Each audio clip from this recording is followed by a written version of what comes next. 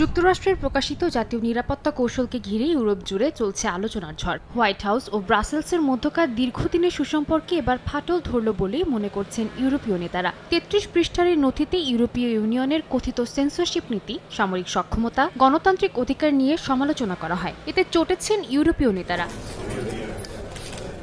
যুক্তরাষ্ট্রের এই নথি প্রকাশের পর ইউরোপীয় কাউন্সিলের সভাপতি আন্তোনিও কস্তা সোমবার প্যারিসে এক অনুষ্ঠানে বলেন, ইউরোপ ও যুক্তরাষ্ট্রের মধ্যে সম্পর্ক বদলে গেছে। সম্পর্ক যতই ভালো হোক না কেন, ইউরোপের অভ্যন্তরীণ বিষয়ে যুক্তরাষ্ট্রের হস্তক্ষেপ বরদাস্ত করবে না ইইউ। তার মতে, ইউরোপে কোন রাজনৈতিক দলের আধিপত্য থাকবে তা ঠিক করার অধিকার শুধুমাত্র তাদের নাগরিকদের রয়েছে। হোয়াইট হাউস কোনোভাবেই এ বিষয়ে সিদ্ধান্ত নিতে পারে না। এমনকি মত প্রকাশের স্বাধীনতা ক্ষতিগ্রস্ত হওয়ার পেছনে যুক্তরাষ্ট্রকেই দায়ী করছেন কস্তা। তার দাবি, প্রযুক্তি ক্ষেত্রে যুক্তরাষ্ট্রের একচেটিয়া আধিপত্য ইউরোপীয়দের তথ্যের স্বাধীনতা খর্ব করছে।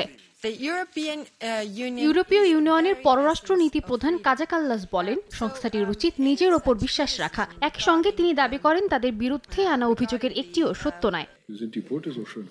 এদিকে মঙ্গলবার জার্মান চ্যান্সেলর ফ্রেডেরিক মেটজো যুক্তরাষ্ট্রের নীতির নিন্দা জানান। বলেন, ইউরোপে গণতন্ত্র রক্ষার জন্য যুক্তরাষ্ট্রকে দরকার নেই। রাজনৈতিক স্বাধীনতা এবং মত প্রকাশের অধিকার ইউরোপীয় ইউনিয়নের মূল ভিত্তি বলেও উল্লেখ করে জার্মানি। এর আগে নতুন এই নীতিতে রাশিয়ার প্রতি মার্কিন প্রেসিডেন্ট ডোনাল্ড ট্রাম্পের নমনীয়ভাবে সমালোচনা করে বার্লিন।